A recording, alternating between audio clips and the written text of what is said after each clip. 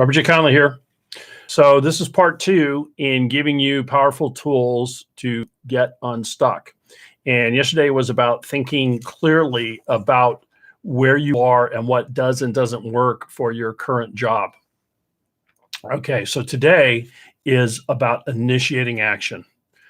And as soon as I said that, some people got a tummy tickle. Some of you may have even thrown up a little bit in your mouth. Initiating action. So this can be as hard a thing as anything for some people. And I want to give you some powerful tools about initiating contact. And this is not about so there's the methodology about how you do it, but what I really want to focus on is the mental game of getting yourself to do it. And so, there's email, there's US mail, there's telephone, there's in-person, there's social networking sites. There are all kinds of different ways to go about doing it. Picking up the telephone is still the most efficient, in spite of the fact that a lot of people don't even answer their phones. Picking up the telephone, most efficient. In person, most effective. If you can meet the person face to face and introduce yourself, that is a 10x, 100x better situation than any other method. Dropping off a resume in person is the superior approach. But you need to choose the one that your metabolism can handle and that will allow you to get the most reps. Because this is about having a quality resume, about having a quality presentation of yourself, but it's also about being able to do it multiple times. And so you need to choose the methodologies that optimize your ability to do repetitions and to have it be effective still. And so any of them can be effective if repeated enough. If you set out and did a low probability email campaign, low probability at one email sent once a week with a different message, a different outreach after 5, 6, 7 tries could produce the same results. So this is about doing the most effective thing. Now, more importantly is your mental approach. And this all falls under the heading of no attachment to the outcome.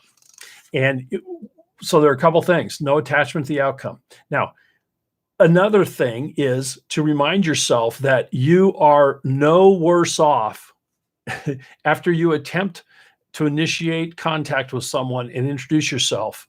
If it does not work, you're no worse off than you were before you attempted that. You might feel a little bit worse, but you're no worse off. And you can always go back and re-attempt contact. So no attachment to the outcome.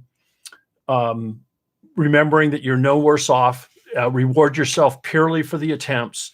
And then I want to give you 5 self-talk phrases that I learned a long time ago from one of the legendary sales trainers, Tom Hopkins. And they all start with, I never see failure as, but only. So I never see failure as failure. I'm sorry, I didn't finish the first sentence. I never see failure as failure, but only as. All right. So I never see failure as failure, but only as a learning experience. Reward yourself for learning the things that do and don't work. Remember, I've talked, if you've seen other videos, trial and error, being in the game, getting up to bat. So I never see failure as failure, but only as a learning experience. Number 2, I never see failure as failure, but only as the negative feedback I need to change course in my direction. It's not fun, but it is all about constant improvement. And so I never see failure as failure. I only see as negative feedback I need to change course in my direction. Number 3, I never see failure as failure, but only as the opportunity to develop my sense of humor. and the faster that you can do that, the more energy you will have. And if you will just smile and congratulate yourself for taking the risk, for putting yourself out there, and to just say, wow, that didn't go as I wanted to, but you know what? I went up to bat. So developing your sense of humor. Number 4, I never see failure as failure, but only as an opportunity to practice my techniques and perfect my performance. It's reps, it's reps, it's reps. And so it's opportunity to practice your techniques and perfect your performance. And the last one, I never see failure as failure, but only as the game I must play to win. And so this is initiating contact. This is the single biggest game changer you can make if you want to effect change in your, whether it's a job, whether it's your own business. It doesn't matter what the situation is, but your ability to initiate contact, to initiate change, to be the initiator of, is the game changer. All right. Onward and upward. Tomorrow will be part 3, the power of networking. Take care.